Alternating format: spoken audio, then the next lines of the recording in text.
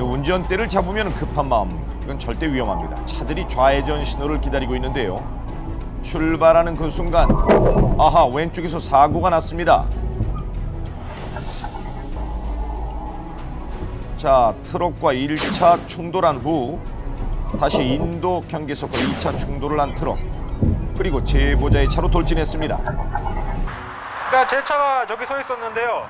제가 좌회전 하려고 서 있고 이제 그 봉구차가 저쪽에서 신호를 무시하고 오다가 좌회전하는 트럭하고 이제 요 앞에서 이제 충돌이 먼저 일어난 다음에 부딪히고 나서 이제 저쪽으로 다시 가는 거죠. 근데 제 차가 저쪽에 있었는데 차는 계속 오고 있었어요. 근데 운전석을 보니까 운전석에 운전자가 없더라고요. 그래서 봤더니만은 안전벨트를 안 매갖고 조수석 쪽으로 이 충격에 의해서 튕겨나갔더라고요. 큰 부상은 없었지만 안전벨트를 매지 않아 핸들을 놓쳐버린 트럭 운전자. 사실 대형 사고로 이어질 뻔했습니다. 예. 이번 사건으로 안전벨트의 중요성이 꼭 나 자신만이 아니라 남에게도 피해를 줄 수 있겠다는 생각이 들어서 제보하게 되었고, 아버님도 안전벨트를 잘 안 매시는데 안전벨트 꼭 매라고 말씀을 드리고 싶고요. 네, 이번엔 가족과 함께 집으로 가던 제보자. 고속도로에서 아찔한 사고를 목격합니다. 앞에 달리던 차가 중앙분리대와 충돌했는데요. 자, 분명 잘 달리고 있던 차량. 그런데 갑자기 균형을 잃고 아슬아슬하던 순간 충돌을 하고 말았습니다. 사고를 목격한 제보자, 기분이 어땠을까요? 엄청 무서웠죠. 그렇게 애기랑 같이 가고 있었으니까 더 무서운 마음도 더 컸고요. 그러니까 조금만 가까이 있었으면 정말 저희한테도 뭐 생명의 위협까지 느껴질 정도로. 장거리 운전이 계속되는 고속도로, 아마도 졸음 운전으로 인한 사고로 추정되는데요. 충돌 후 운전자가 직접 갓길로 이동한 걸 보면 큰 부상은 없는 것 같네요. 졸음 운전 않고 안전운전 할 수 있게 쉬었다 가든가 그랬으면 좋겠습니다. 출근 중인 제보자, 편도 2차로에서 1차로로 줄어드는 구간인데요. 덤프트럭과 오른쪽에 있던 차가 충돌을 했습니다. 잘 보세요. 그런데 덤프트럭이 승용차를 밀고 계속 주행을 하고 있습니다. 왜 저러죠? 약 50여 미터를 계속 밀려가고 있는데요. 어허. 순간 당황스러웠어요. 솔직히 충돌할 때는 그냥 간단한 접촉사고로 끝나겠구나 그랬는데, 이제 덤프트럭 기사님이 이제 모르고 이제 계속 직진을 하시니까 상용차가 힘이 센지는 알았었는데, 트럭이 센지는 알았었는데, 이제 그걸 비교하자면 그 걸리버가 자동차를 끌고 가듯이 몰랐던 너무 거예요. 이제 그냥 힘있게 끌고 가고, 승용차는 너무 힘없이 끌려가는 그런 모습이 정말 좀 무서웠었습니다. 자, 보이십니까? 덤프트럭은 끝까지 브레이크를 밟지 않고 계속해서 주행을 하고 있습니다. 전혀 이 상황을 모르고 있는 것 같은데요. 사고 직후까지도 덤프트럭 운전자는 알지 못했다고 합니다. 덤프트럭이 이제 차고가 높지 않습니까? 그러니까 이제 운전자 시야각이 이제 우측이나 좌측이 잘 안 보이게 돼 있어요. 예. 이번 사고 역시 덤프트럭과 승용차 간의 사고인데요. 차선 변경을 하던 덤프트럭이 승용차를 그대로 밀고 가는 위험한 순간입니다. 이게 사각이 많군요. 트럭은 운전 시야각이 높기 때문에 좌우 상황이 잘 파악되지 않는데요. 운전 중 트럭 주변을 지날 때는 주의해서 운전을 해야 합니다. 그리고 무엇보다 중요한 건 이 트럭 운전기사님의 안전한 운전이겠죠.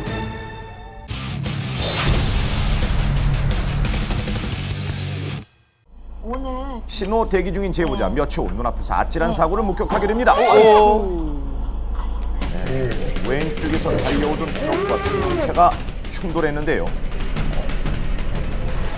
트럭이 앞에 있는 신호를 보지 못하고 승용차를 받은 것 같아요.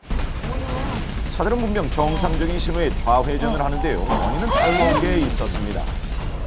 차가 부딪히면서 파편들이 튀고, 또 운전자가 내려서 이렇게 막 아파서 이렇게 힘들어하는 모습들을 보면서 정말 운전은 조심해야 되겠다. 이번엔 가족과 함께 집으로 돌아가던 제보자, 빨간 신호에 차를 멈추는데요. 자, 바로 그때 아이고. 네, 바로 앞에서 트럭과 승용차가 정면 충돌하고 말았습니다. 충격이 상당히 커 보이는데요. 왜 그런 거야? 그때 저도 모르게 사투리가 튀어나오면서 그 승용차 앞 범퍼는 다 깨지고 예. 승용차는 거의 반바퀴를 돌아버리더라고요. 충돌 사고가 발생한 곳은 비보호 좌회전 구간이었습니다. 위험하죠. 이 구간에서는 마주오는 차량에 주의하면서 진행을 해야 하는데요.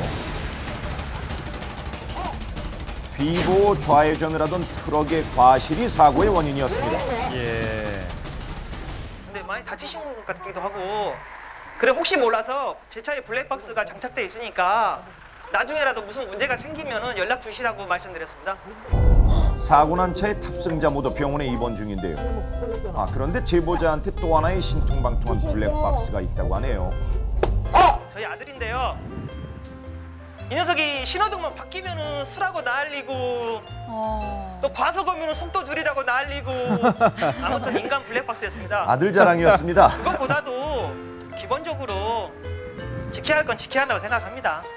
이상입니다. 꼭 태우고 다녀야 되겠네요. 네. 제보자는 친구들과 함께 명성산으로 등산을 다녀오는 길인데요. 적신호에 일단 멈춥니다. 그런데 갑자기 그때 버스가 무서운 속도로 돌진합니다. 인도에서 나왔어요 지금. 느낌과 동시에 이제 저는 천천히 이제 섰죠. 서서 기다리는데 뭔가 갑자기 옆으로 휙 지나가는데 저도 깜짝 놀란 거예요. 그래서 차가 글로 지나갈 길이 없는데 하는데 그러게요. 갑자기 들이받고 옆 지금 차선으로 인도로 그냥 지나갔어요. 네. 그 산 쪽으로 가시더라고요. 버스는 왜 갑자기 달려온 것일까요? 후방 블랙박스에 찍힌 영상입니다. 달려오던 속도를 이기지 못한 버스. 가로등과 가로수를 차례대로 들이받은 후 산속으로 들어가서야 겨우 멈췄습니다. 유치원 차예요? 사고 차량은 어린이집 통학버스였습니다. 아이들은 무사한 걸까요? 전 다 끝나고 아니 애들이 빈 차 썼어요. 그거 다 끝나고요. 정말 다행이죠. 그런데 왜 버스 기사는 갑자기 핸들을 꺾은 걸까요?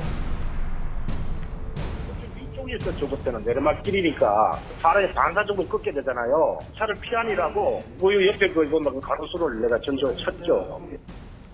제보자는 이번 사고를 목격한 후 아주 중요한 것을 느꼈다고 합니다. 저를 만약에 들이받고 저도 큰 사고가 나서 어떻게 될지 모르는 상황이었잖아요. 그러니까 다시 산 느낌 같은 거 아시죠? 그런 느낌이 참 많이 들었어요. 그러니까 열심히 살아야 되겠구나. 이번에는 경상남도 마산에서 보내주셨습니다. 주차된 차량 블랙박스가 포착한 영상인데요. 자, 오토바이 소리가 좀 시끄럽죠? 바로 그때 오른쪽에서 사고가 났습니다. 오토바이와 마주오던 차량의 충돌 사고. 아이고.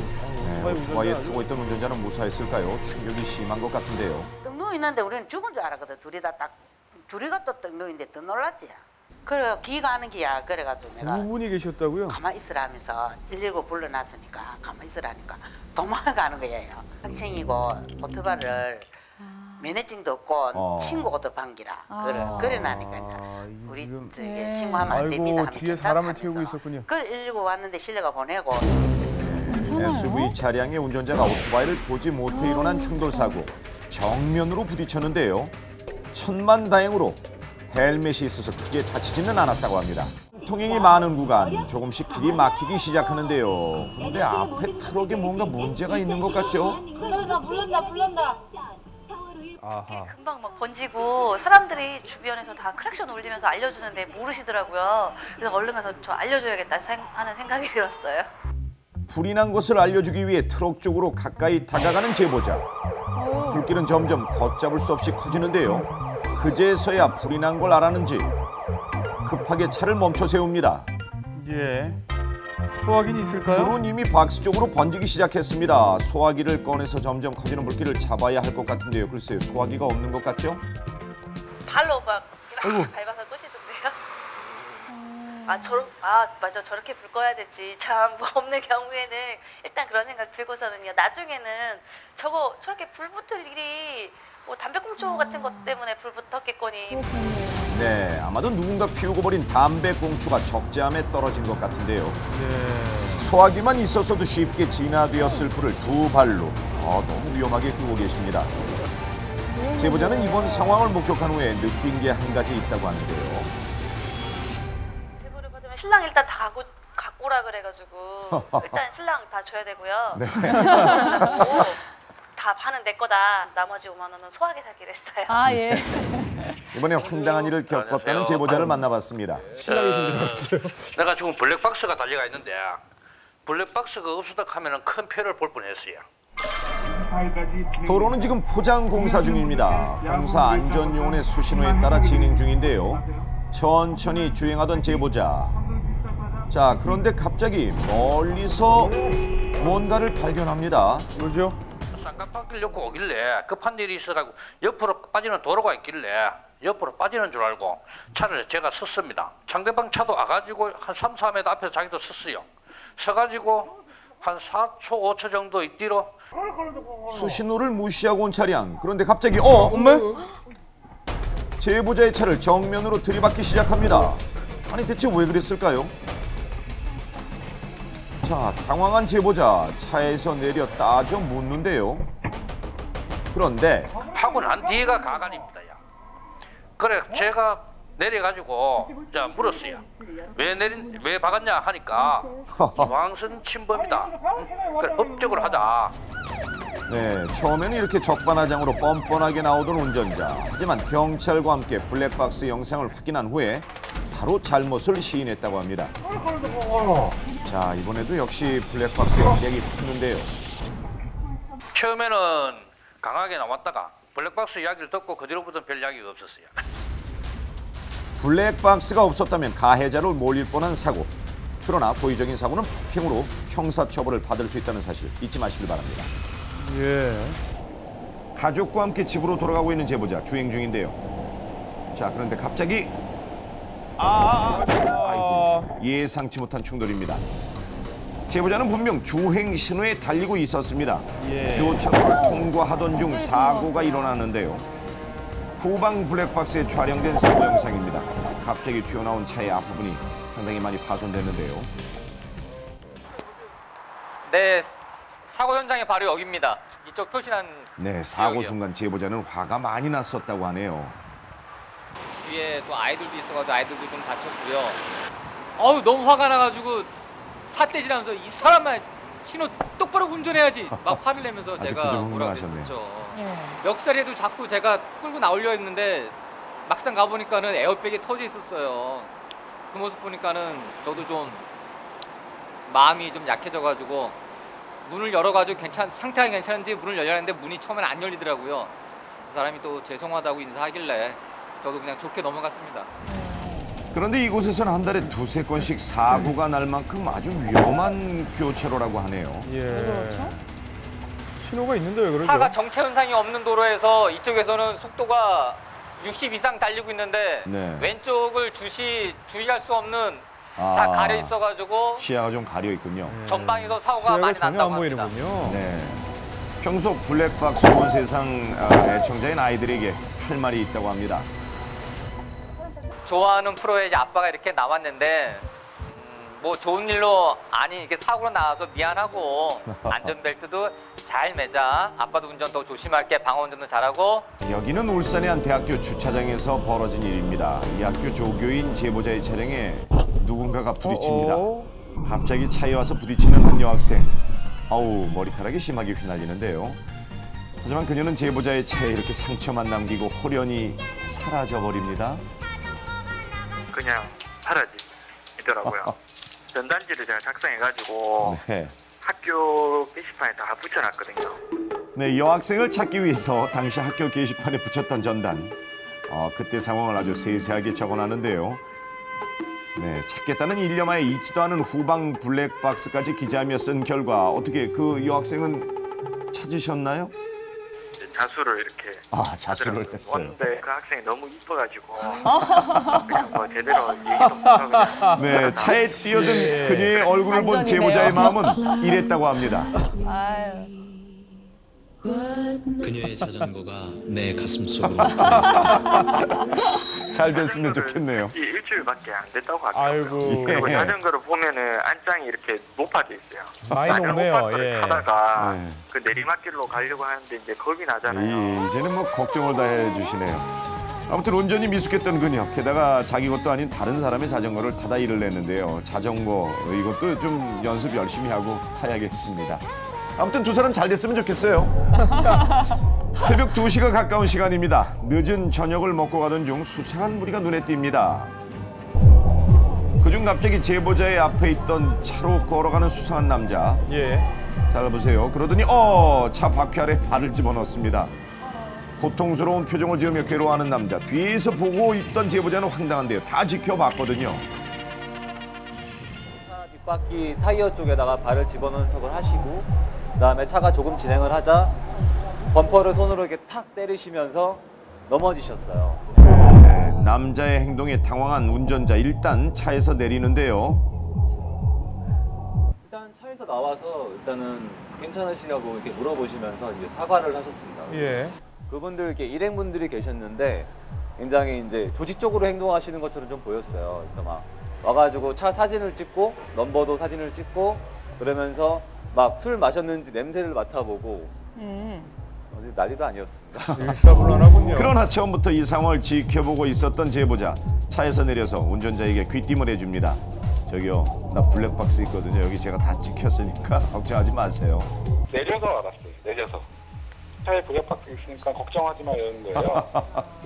그러면은 저는 안 밟은 것 같고 그쪽은 밟았다고 하는데 경찰에 부르는 게 낫겠네요. 경찰에 부를게요 이러는데 갑자기 아니 그냥 명함을 주세요 이렇게 얘기하더라고요. 제보자는 이번 일로 블랙박스의 중요성을 다시 한번 느끼게 됐다고 합니다.